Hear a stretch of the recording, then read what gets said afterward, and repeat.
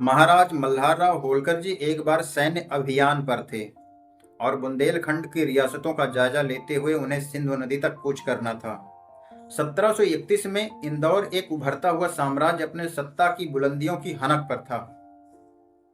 आसपास की खासकर उत्तर भारत की रियासतें इंदौर को अपना आदर्श मानने लगी थी, क्योंकि उस दौरान लगभग उत्तर भारत की प्रमुख रियासतों में बुंदेलखंड की रियासतें मोहम्मद खान बंगस के अधीनस्थ प्रताड़ित की जा रही थी।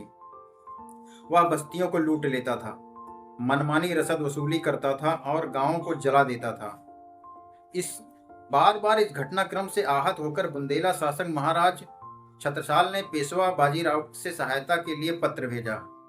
पत्र में निवेदन स्वरूप उल्लेख दर्शाया गया था कि या तो हिंदू हृदय सम्राट महाराज पेशवा बाजीराव स्वयं स्वयं इस मदद के लिए आगे आए, या उत्तर भारत के सबसे मजबूत एवं शक्तिशाली स्तंभ कहे जाने वाले महानायक महाराज मल्हारराव होलकर जी को तत्काल प्रस्थान करें, क्योंकि मुगल सरदार मोहम्मद खान बंगस महाराज मल्हारराव होलकर से ही डरता था। मल्हारराव होलकर जी की आहट से वह रास्ता तक छोड़ देता था। कहता था कि मल्हार आया, मल्हार आया। यथावत पत्र पढ़कर के पेशवा बाजीराव ने मल्हारराव होलकर जी को तत्काल भेज दिया और उन्हें सुझाव दिया कि वह बुंदेलखंड होकर के ही अपने अगले सैन्य अभियान के लिए कूच करें। उस समय चौथ, सरदेशमुखी और रसद वसूली कई प्रमुख रियासतों, परगनों और व्यापारिक मार्गों से होती थी। 1729 से 1731 तक के बाद जब महाराजा छत्रसाल ने मुगल सरदार मोहम्मद खान बंकस के विरुद्ध महाराज मल्हारराव होलकर जी से सहायता ली, तब बुंदेलखंड में मराठा प्रभाव बहुत बढ़ गया। इसके बाद मराठों को क्षेत्र की आय का हिस्सा मिलने लगा। मुख्य क्षेत्र जहां से चौथ, कर और रसद आती थी, उसमें झांसी, यहाँ से भूमि, कर, अनाज और सैनिक रसद मिलती थी। इसके बाद सागर, यहाँ से मराठा नियंत्रण के बाद यह बड़ा रसद केंद्र बना। यहाँ से अनाज, घोड़े और सैन्य सामग्री आती थी। कालपी, यमुना नदी के व्यापारिक मार्ग के कारण यहाँ से व्यापार कर और रसद मिलती थी। बांदा, यहाँ से कृषि कर और स्थानीय राजस्व का महत्वपूर्ण स्रोत था। पन्ना, यहाँ के हीरे और खनिज संपदा से आय होती थी। पन्ना नरेश मराठों के सहयोगी रहे। ओरछा, यहाँ से बुंदेला राजाओं से चौथ और सैन्य सहयोग लिया जाता था। दतिया, यह भी मराठा प्रभाव क्षेत्र में था और कर वसूली का स्रोत बना। चंदेरी, कपड़ा और व्यापारिक मार्गों के कारण यह आर्थिक दृष्टि से महत्वपूर्ण था।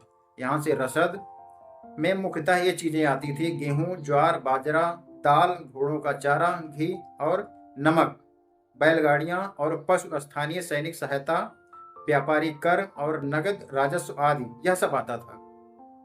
मराठा सेना अक्सर अस्थायी छावनी के बजाय गतिशील अभियान चलाती थी, इसलिए रास्ते के गांवों, मंडियों और सहयोगी राजाओं से तत्काल रसद ली जाती थी। बुंदेलखंड का भौगोलिक स्थान भी महत्वपूर्ण था, क्योंकि यह मालवा, दिल्ली और दक्कन के बीच संपर्क मार्ग पर पड़ता था। इसी कारण बुंदेलखंड मराठों के लिए केवल कर वसूली का क्षेत्र नहीं, बल्कि उत्तर भारत अभियानों का सैन्य रसद केंद्र भी बन गया था। उस दौरान बुंदेलखंड जाते वक्त रास्ते में महाराज मल्हारराव होलकर जी को दतिया की रास्ते में एक ऐसा गांव मिला जिसमें एक परिवार में बारात आनी थी। बारात आने में शेष 3 दिन बचे थे। पूरा घर मवेशी तक जलकर खाक हो गए थे। अचानक एक ऐसी घटना हुई। उसी घर में विवाह था। विवाह तोड़ने के प्रस्ताव भी आ चुका था। उस परिवार के मुखिया के दिवंगत हो जाने पर परिवार बहुत मुसीबतों का सामना कर रहा था, किंतु उसी गांव में कुछ सज्जन व्यक्ति भी थे और गांव वालों को खबर हुई कि महाराज मल्हारराव होलकर इसी रास्ते से बुंदेलखंड जाने वाले हैं। वह सभी उसी रास्ते में फूलों से भरा गुलदस्ता लेकर महाराज मल्हारराव होलकर का इंतजार करने लगे। और जब सूबेदार महाराज मल्हारराव होलकर जी का आगमन हुआ तो उन्होंने सारी बात बताई।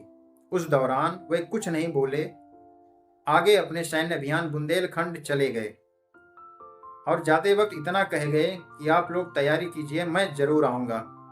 बारात वाले दिन महाराज मल्हारराव होलकर जी जो बुंदेलखंड से रसद और वसूली इंदौर जा रही थी, उसे इंदौर न भेजकर वह सब उसी गांव में शादी वाले घर में भिजवाया और स्वयं शादी में सम्मिलित होकर वर वधू को आशीर्वाद भी दिया और विवाह संपन्न कराया।